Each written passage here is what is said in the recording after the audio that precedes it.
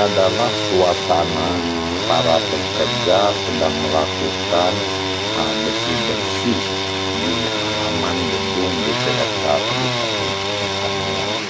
Pohon-pohon kayu yang sangat mengganggu dan sangat membahayakan bagi keselamatan gedung dan manusia akan ditumbang, dibersihkan. Kayu tersebut ditumbang karena memang apabila tidak ditumbang itu bisa datang angin kencang, bisa roboh, tumbang, menimpa gedung dan menimpa orang lain. Makanya para pekerja melakukan pemotongan terhadap pohon-pohon kayu dan melakukan pembersihan. Sisa-sisa kayu itu dibakar supaya lingkungan di gedung DPRK Acehkan yang benar-benar bersih, ya. Pelang-pelang kantor itu dipindahkan supaya tidak ketimpa pohon kayu yang akan ditumbang. Inilah suasana karena sedang membersihkan halaman gedung DPRK.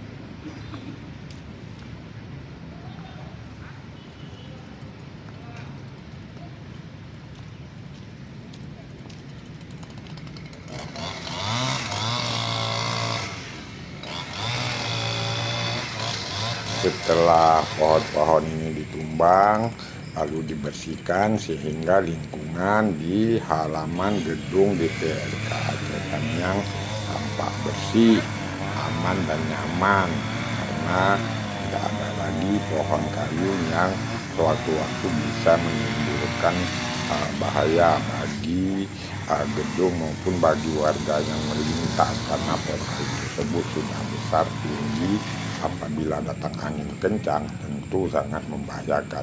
Karena itu ya sekretariat DPRK Acehkan yang bersama pekerjanya menumbang pohon-pohon kayu yang ada demi keselamatan umat manusia dan keselamatan kendaraan serta keselamatan gedung.